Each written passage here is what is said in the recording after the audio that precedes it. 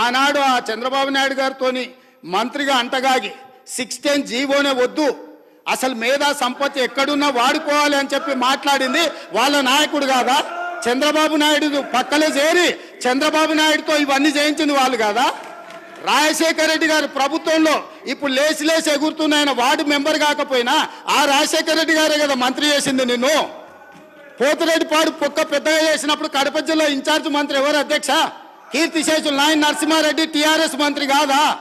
రాజశేఖర రెడ్డి గారు పంచన చేరింది మీరు, చంద్రబాబు నాయుడు గారు పంచన చేరింది మీరు. ఈ తప్పిదాలకు మమ్మల్ని కాదు మీరు బాధ్యులు. మేము ఆ ప్రభుత్వంలో ఉన్న మా నాయకులు కాంగ్రెస్ యూపీఏ కేంద్రంలో అధికారంలో ఉన్న రాష్ట్రంలో అధికారంలో ఉన్న శాసనసభను పార్లమెంటును స్తంభింపజేసి తెలంగాణ రాష్ట్రాన్ని సాధించిన పార్లమెంట్ సభ్యులు ఇక్కడ ఉన్నారు. ఇది మా నిబద్ధత. మీరు పదవుల కోసము పెదవులు మూసుకొని రాజశేఖర రెడ్డి మంత్రి పదవి ఇస్తే రాజశేఖర రెడ్డి దగ్గర ఊడిగం చేసింది మీరు. చంద్రబాబు నాయుడు గారు మంత్రి పదవులు ఇస్తే చంద్రబాబు నాయుడు గారి దగ్గర ఊడిగం చేసింది మీరు. మీరా మాకొచ్చి మా చిత్తశుద్ధిని ప్రశ్నించేది? తెలంగాణ బిల్లు వచ్చినప్పుడు ఆ ముందలి సీట్లో చంద్రబాబు నాయుడు గారు కూర్చున్నప్పుడు ఇప్పుడు ఆ మాగంటి గోపి కూర్చున్న అక్కడనే నిలబడ్డ అధ్యక్ష నేను 53 నిమిషాలు తెలంగాణ రాష్ట్రం ఎందుకు కావాలి, సమైక్య రాష్ట్రంలో ఉమ్మడి పరిపాలనలో జరిగిన అన్యాయం మీద నిటారుగా నిలబడి అక్కడి నుంచి నేను మాట్లాడిన అధ్యక్ష. పునర్విభజన చట్టం వచ్చినప్పుడు ఆయన పక్కలో కూర్చుని ఆయన ఏడున్నాడు మాట్లాడి, ఆయన మాట్లాడింది కదా తీయండి, ఏం మాట్లాడిండు? నేను మాట్లాడింది తీయండి అధ్యక్ష. తెలుగుదేశంలో ఉన్న నేను తెలంగాణకు జరిగిన అన్యాయం మీద, ఎడారిగా మారి వలసలు పోతున్న పాలమూరు కష్టాల మీద, తట్ట పని పార పని మట్టి పని మీద నేను మాట్లాడిన అధ్యక్ష. వీళ్ళు మాట్లాడలే.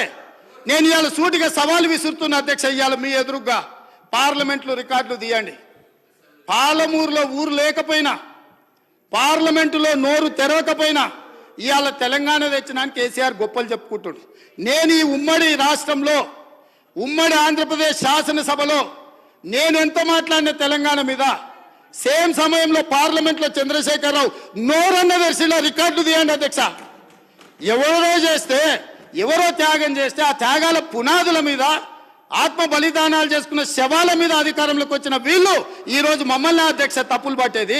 చివరిగా ఇంకొక మాట అధ్యక్ష, ఒక జర్నలిస్టు గురించి మాట్లాడాడు.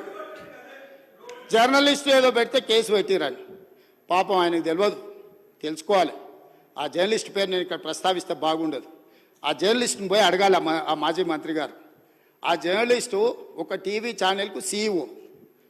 రాసియమంటే రాసియకపోతే ఎస్సీ ఎస్టీ కేసు పెట్టి అరెస్టు చేసి జైలు వేసి ఆ ఛానల్ గుంజుకున్నది వాళ్ళు అధ్యక్ష.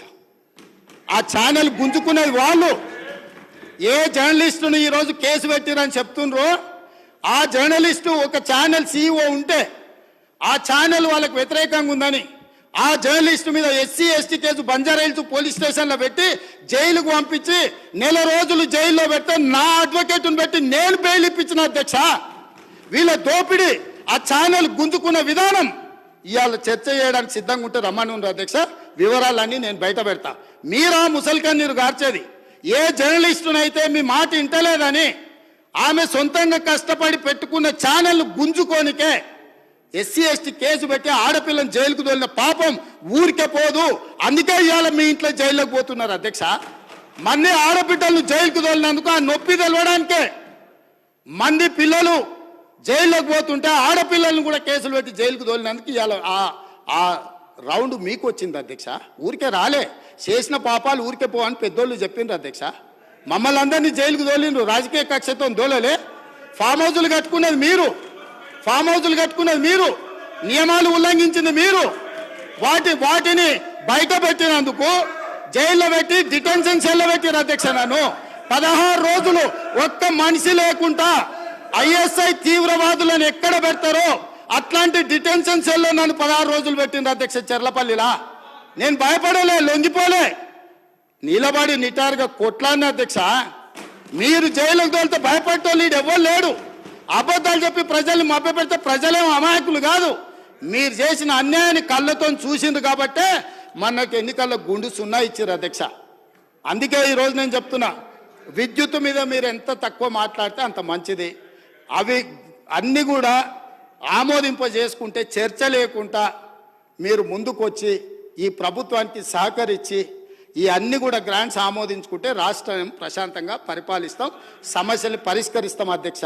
ఒకవేళ వీళ్ళకంత కోరికుంటే మళ్ళా ఫస్ట్ సెకండ్ నాడు ఆల్రెడీ లెజిస్లేటివ్ అఫైర్స్ మినిస్టర్ గారు తమరిని రిక్వెస్ట్ చేశారు, తమరు ఫస్ట్ సెకండ్ కూడా సభ నడుపుతామన్నారు.